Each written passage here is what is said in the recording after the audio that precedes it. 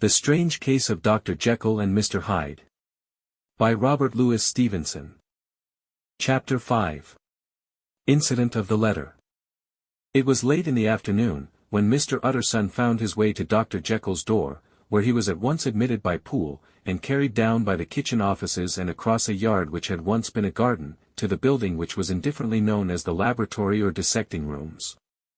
The doctor had bought the house from the heirs of a celebrated surgeon, and his own tastes being rather chemical than anatomical, had changed the destination of the block at the bottom of the garden. It was the first time that the lawyer had been received in that part of his friend's quarters, and he eyed the dingy, windowless structure with curiosity, and gazed round with a distasteful sense of strangeness as he crossed the theatre, once crowded with eager students and now lying gaunt and silent, the tables laden with chemical apparatus, the floor strewn with crates and littered with packing straw, and the light falling dimly through the foggy cupola. At the further end, a flight of stairs mounted to a door covered with red baize, and through this, Mr. Utterson was at last received into the doctor's cabinet. It was a large room fitted round with glass presses, furnished, among other things, with a cheval-glass and a business table, and looking out upon the court by 3 dusty windows barred with iron. The fire burned in the grate, a lamp was set lighted on the chimney shelf, for even in the houses the fog began to lie thickly, and there, close up to the warmth, sat Dr. Jekyll, looking deathly sick. He did not rise to meet his visitor, but held out a cold hand and bade him welcome in a changed voice. "And now, you have heard the news?" The doctor shuddered. "They were crying it in the square. I heard them in my dining room." "One word. Carew was my client, but so are you, and I want to know what I am doing. You have not been mad enough to hide this fellow?" "Utterson, I swear to God. I swear to God I will never set eyes on him again. I bind my honor to you that I am done with him in this world. It is all at an end. And indeed he does not want my help. You do not know him as I do. He is safe, he is quite safe. Mark my words, he will never more be heard of." The lawyer listened gloomily. He did not like his friend's feverish manner. "You seem pretty sure of him, and for your sake, I hope you may be right. If it came to a trial, your name might appear." "I am quite sure of him. I have grounds for certainty that I cannot share with anyone. But there is one thing on which you may advise me. I have received a letter, and I am at a loss whether I should show it to the police.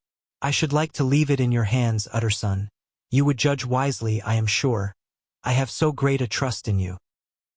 "You fear, I suppose, that it might lead to his detection?" "No.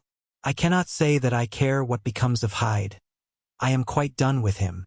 I was thinking of my own character, which this hateful business has rather exposed." Utterson ruminated a while. He was surprised at his friend's selfishness, and yet relieved by it. "Well, let me see the letter." The letter was written in an odd, upright hand and signed Edward Hyde. It signified briefly that the writer's benefactor, Dr. Jekyll, need labor under no alarm for his safety, as he had means of escape on which he placed a sure dependence. The lawyer liked this letter well enough. It put a better color on the intimacy than he had looked for, and he blamed himself for some of his past suspicions. "Have you the envelope?" "I burned it before I thought what I was about, but it bore no postmark. The note was handed in." "Shall I keep this and sleep upon it?" "I wish you to judge for me entirely. I have lost confidence in myself." "Well, I shall consider. And now one word more. It was Hyde who dictated the terms in your will about that disappearance?" The doctor seemed seized with a qualm of faintness. He shut his mouth tight and nodded. "I knew it. He meant to murder you. You had a fine escape." "I have had what is far more to the purpose. I have had a lesson. O God, Utterson, what a lesson I have had!" And he covered his face for a moment with his hands. On his way out, the lawyer stopped and had a word or two with Poole. "By the by, there was a letter handed in today. What was the messenger like?" But Poole was positive nothing had come except by post, and only circulars by that, he added. This news sent off the visitor with his fears renewed. Plainly the letter had come by the laboratory door, possibly, indeed, it had been written in the cabinet, and if that were so, it must be differently judged, and handled with the more caution. The newsboys, as he went, were crying themselves hoarse along the footways, special edition. Shocking murder of an MP. That was the funeral oration of one friend and client, and he could not help a certain apprehension lest the good name of another should be sucked down in the eddy of the scandal. It was, at least, a ticklish decision that he had to make, and self-reliant as he was by habit, he began to cherish a longing for advice. It was not to be had directly, but perhaps, he thought, it might be fished for. Presently after, he sat on one side of his own hearth, with Mr. Guest, his head clerk, upon the other, and midway between, at a nicely calculated distance from the fire, a bottle of a particular old wine that had long dwelt unsunned in the foundations of his house. The fog still slept on the wing above the drowned city, where the lamps glimmered like carbuncles, and through the muffle and smother of these fallen clouds, the procession of the town's life was still rolling in through the great arteries with a sound as of a mighty wind. But the room was gay with firelight. In the bottle the acids were long ago resolved, the imperial dye had softened with time, as the color grows richer in stained windows, and the glow of hot autumn afternoons on hillside vineyards was ready to be set free and to disperse the fogs of London. Insensibly the lawyer melted. There was no man from whom he kept fewer secrets than Mr. Guest, and he was not always sure that he kept as many as he meant. Guest had often been on business to the doctors, he knew Poole, he could scarce have failed to hear of Mr. Hyde's familiarity about the house, he might draw conclusions, was it not as well, then, that he should see a letter which put that mystery to right? And above all, since Guest, being a great student and critic of handwriting, would consider the step natural and obliging? The clerk, besides, was a man of counsel, he could scarce read so strange a document without dropping a remark, and by that remark Mr. Utterson might shape his future course. This is a sad business about Sir Danvers. Yes, sir, indeed. It has elicited a great deal of public feeling. The man, of course, was mad. I should like to hear your views on that.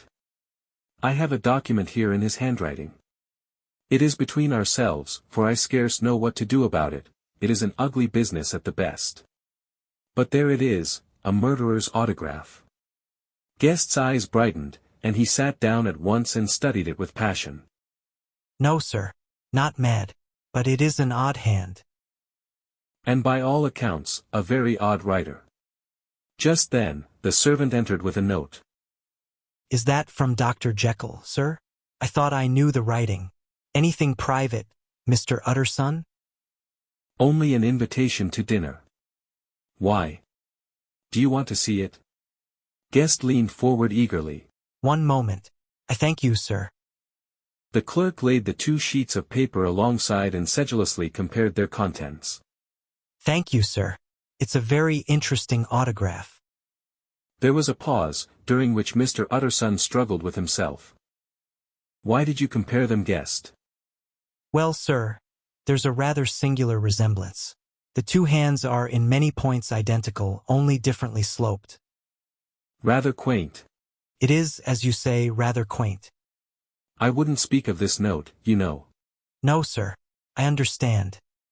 But no sooner was Mr. Utterson alone that night, than he locked the note into his safe, where it reposed from that time forward. What, he thought. Henry Jekyll forged for a murderer. And his blood ran cold in his veins. You've just listened to Dr. Jekyll and Mr. Hyde, Chapter 5, brought to you by Talking Library Audiobooks. If you enjoyed this chapter, don't forget to like this video, subscribe to the channel, and ring the bell so you never miss the next twist in the story. Stay tuned, Chapter 6 is coming soon.